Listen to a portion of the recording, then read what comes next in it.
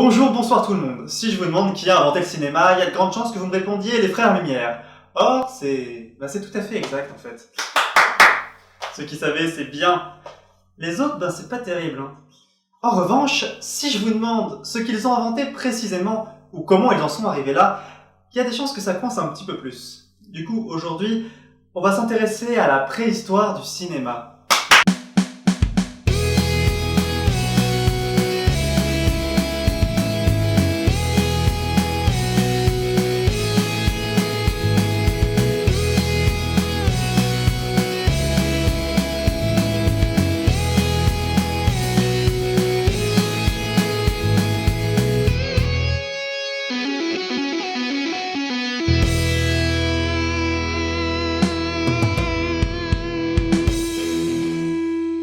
Bon, si on veut s'intéresser à l'invention du cinéma, à un moment il va falloir se demander ce qu'est le cinéma. Et ça, c'est peut-être pas aussi facile que ça en a l'air. Pour moi, le cinéma, ça se situe à la croisée de trois grands chemins. La découverte de la prise de vue, la conquête du mouvement, et la tradition de la projection en salle.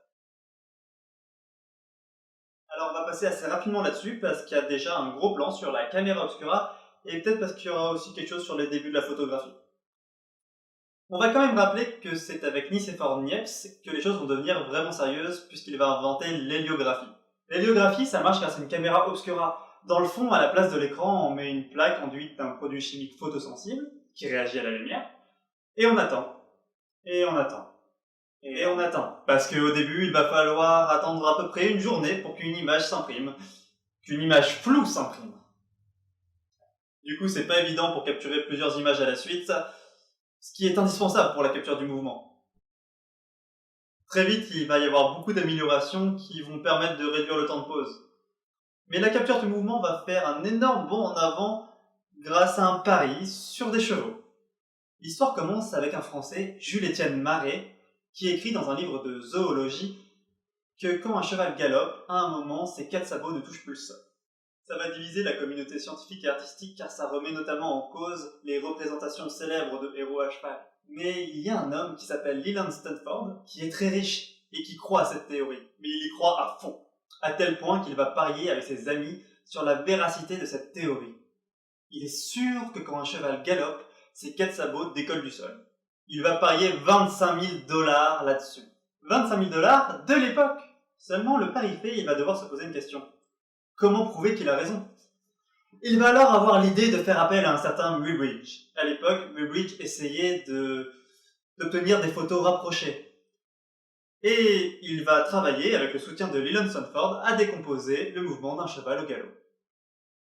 Seulement, même avec les progrès, aucun appareil photo ne permettait à l'époque de prendre des photos en rafale, ce qu'il faudrait pour décomposer le mouvement d'un cheval au galop. Alors Muybridge va avoir une idée. Il va aligner différents appareils photo et les déclencher successivement quand le cheval passe devant. Grâce à ça, il va pouvoir décomposer le mouvement d'un cheval. Il va obtenir, à peu près 4 ans après le début du pari, une série photographique du cheval au galop, prouvant ainsi que Leland Stanford et Jules-Étienne Maret avaient raison. En fait, peut-être même qu'il aurait réussi plus tôt s'il n'avait pas été cocu. Un jour, Muybridge rentre chez lui et trouve sa femme au lit avec un amant. Foudrage, il sort un fusil et tire sur le malchanceux qui l'a rendu cocu, le tuant sur le coup. S'il fait profil bas pendant un moment, Muybridge ressortira totalement blanchi de son procès. On se demande quand même un petit peu comment. Edward Muybridge, vous êtes accusé d'avoir tué un homme. Oui, votre honneur, mais il baisait ma femme. Ah c'est bon, alors vous pouvez y aller. Merci. Et Jules-Étienne Maret, qui étudie toujours le mouvement des animaux, va s'inspirer des travaux de Muybridge et créer le chronophotographe, qu'on va retenir sous le nom de fusil photographique, parce que ça ressemble à ça. D'ailleurs, heureusement que ça n'a pas gardé cette forme, parce que dans certains pays où les policiers sont un peu nerveux, bouge pas chérie et souris, ça aurait pu être nos derniers mots. C'est quand même con. Maret va se servir de son appareil pour capturer et étudier le vol des oiseaux. Et il va petit à petit améliorer son invention grâce à des plaques mobiles, puis à des bandes de papier photosensibles, et enfin grâce à de la pellicule souple non perforée. Et à ce stade-là, on n'est pas très loin de ce qui pourrait être une caméra. Mais ce n'est pas tout de savoir capturer le mouvement. Encore faut-il savoir le restituer. Et de ce côté-là, la route va être pas mal déblayée par toute une série de jouets optiques, à commencer par le tomatrope. Alors l'automatrope, ça casse pas trois pattes à un canard, hein. C'est littéralement fait avec un bout de carton et deux bouts de ficelle. Il y a un disque en carton et une ficelle de chaque côté. Sur chaque côté du disque, il y a une image, et quand on fait tourner les ficelles assez vite, les deux images ont l'air de se superposer. C'est pas foufou, il n'y a pas encore vraiment de mouvement, mais ça a l'énorme avantage de mettre en évidence le phénomène de persistance rétinienne. La persistance rétinienne, tout le monde en a entendu parler.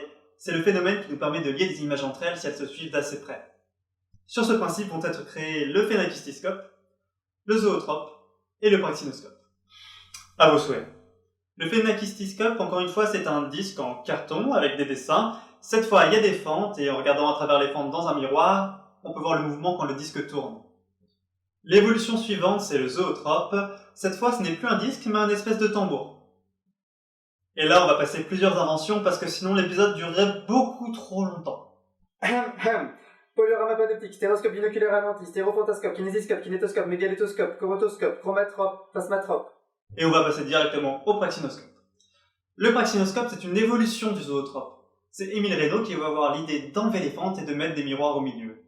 De cette façon, plusieurs personnes vont pouvoir regarder en même temps par au-dessus. Parce que c'est quand même plus sympa de regarder quelque chose à plusieurs. Et là, on arrive au dernier sujet, la projection.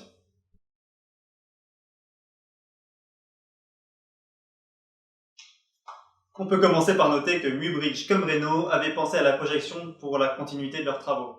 Mais les origines de la projection remontent en fait bien plus loin que ça. Les ombres chinoises, par exemple, peuvent être considérées comme précurseurs dans le domaine, car elles utilisent des sources de lumière pour projeter des images depuis près de 3000 ans. Mais il va falloir attendre le XVIIe siècle pour qu'un prêtre jésuite allemand, le père Athanasius Kircher, invente un procédé qui permet de projeter des images peintes sur des plaques de verre grâce à une source de lumière. Cette invention va avoir un énorme impact sur le public qui va très vite la surnommer lanterne magique. À cause de son énorme pouvoir de fascination, la lanterne magique va être récupérée par des magiciens, prestidigitateurs et autres charlatans prétendant entre autres pouvoir faire revenir les morts. On peut notamment citer les fantasmagories de Robertson. Son appareil, le fantascope, permet des mouvements d'appareil comme le travelling avant ou arrière et des procédés comme le fondu enchaîné. Si les images ne sont pas encore animées, elles sont déjà mouvementées. Si on ajoute à ça que Robertson, en plus de projeter ses images sur des écrans, le faisait aussi souvent sur des nuages de fumée, on comprend assez bien l'impact que pouvaient avoir ces fantasmagories sur le public de l'époque. D'ailleurs, voici l'article d'un journaliste qui a été témoin de ces fantasmagories, mais aussi dans la description au cas où. Ça fait toujours plaisir. À la fin du 19e siècle, on a donc des méthodes de projection assez potables. On sait également comment capturer des images, et même des images en mouvement. On n'est donc pas très loin du cinéma. Mais comme on le verra la prochaine fois, le cinéma c'est un petit peu plus que de simples procédés techniques. Ce qu'il faut retenir de cet épisode, c'est que les frères Lumière, s'ils ont inventé le cinéma, n'ont pas inventé la capture d'image, ni même la capture d'image en mouvement, ils n'ont pas inventé la projection. Ce qui veut dire que les frères Lumière n'auraient pas pu inventer le cinéma sans Muybridge, sans Robertson, sans Kircher, sans Nicéphore Niepce. Et ça, je pense que c'est pareil pour à peu près toutes les inventions. Il faut toujours garder ça dans un petit coin de sa tête quand on nous dit qu'un tel ou une telle a inventé quelque chose. Il y a souvent eu beaucoup de chercheurs derrière qui ont permis d'en arriver à ce résultat-là maintenant. Ah bah voilà, c'est mieux comme ça, au niveau des couleurs déjà. Puis au niveau du son, j'ai l'impression que c'est mieux aussi. Bon, c'est pour vous montrer un petit peu comment ça peut évoluer vite. Je vais malheureusement pas pouvoir retourner tout l'épisode dans ces conditions. Si l'épisode vous a plu, n'hésitez pas à vous abonner pour pouvoir voir les autres, qui comme vous pouvez le voir ont déjà augmenté au niveau qualité. N'oubliez pas non plus de mettre un pouce comme ça et surtout de partager l'épisode un maximum. Voilà, sur ce, je vous laisse.